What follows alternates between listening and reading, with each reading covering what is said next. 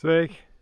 No skata tāds saimniecisks mežs, kāds 11 gadus atpakaļ bijis kopšanas cirti, un ieskatās te tāda, it kā no skata parasta egla, ka pieiet tuvāk, tad var redzēt, ka visreālāk šitas ir dabas perforātors, melnā dzilna, ir sakalusta eglē, ir dzīvojuši kaut kādi riktīgi gardumi, kaut kas šoziemas izstrādājums. Tad var redzēt, tā egla sveķojās un ir ļoti dziļi kalts, tāds perfektais perforātors un Eiropas lielākais dzenis, domājams.